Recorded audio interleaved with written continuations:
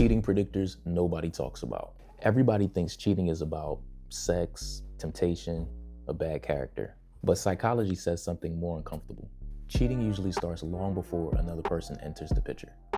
Today I'm breaking down 3 predictors of infidelity that nobody ever talks about. Not excuses, predictors. And if you understand these, you'll spot the dangers before the betrayal happens. Cheating isn't random, it's rarely impulsive, and it's almost never about one bad night. It's usually a system failure, whether that be emotional, cognitive, or physiological. When certain pressures stack up, the brain starts making decisions it normally would reject. Think of cheating less like a sudden explosion and more like structural damage that finally collapses. Let's talk about the cracks. So the first predictor is sleep deprivation. This one shocks people. Chronic lack of sleep doesn't just make you tired, it rewires decision making. Here's what happens neurologically. When you're sleep deprived, the prefrontal cortex, which is the part of the brain that regulates judgment, decision making, and impulse control, it goes offline.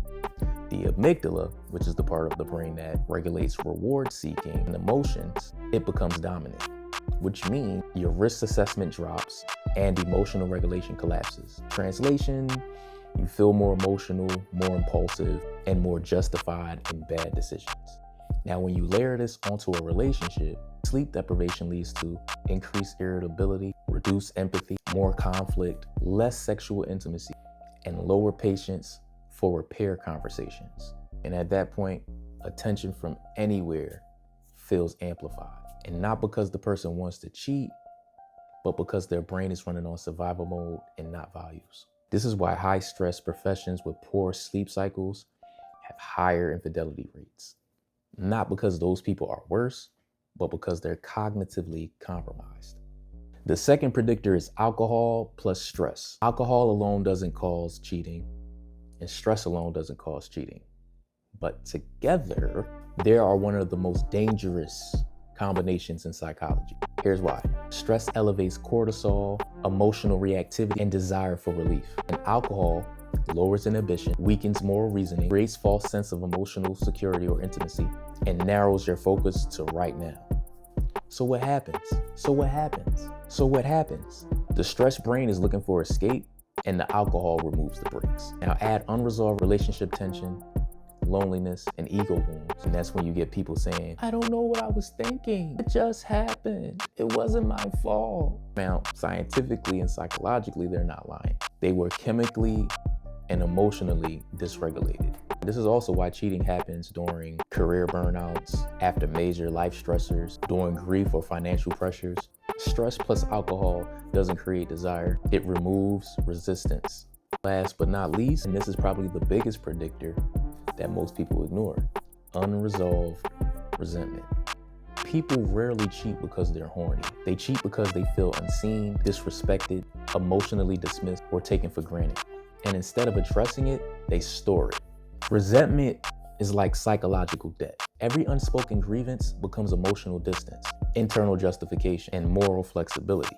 Eventually, the brain says, I've been sacrificing long enough. And that's when cheating stops feeling like betrayal and more like compensation. This is why people cheat even though they still love their partners. They're not chasing sex, they're chasing validation, power, emotional repair, and a version of themselves that they feel like they lost. Resentment turns cheating into self-righteousness. And once that happens, morality collapses fast. Now, why does this matter? If you only talk about cheating after it happens, you're already too late. These predictors show up months, sometimes even years before betrayal happens. And most people miss them because they're not dramatic. They're quiet, they're eternal, they're boring until they're destructive. Now we're gonna talk about how to prevent cheating. Now, cheating prevention isn't about control. It's about sleep hygiene, stress management, honest resentment conversation, and emotional maintenance, not emergency repair. Because relationships that survive aren't perfect, they are maintained. Now, if this video made you uncomfortable, good. It means you were paying attention. Like, subscribe, comment. Which one of these predictors do you guys feel destroys relationships the fastest? Let me know why. Post it in the comments. Come on. Comment, like, subscribe. Because awareness is cheaper than recovery. Don't let it go over your head, guys. Until next time, peace.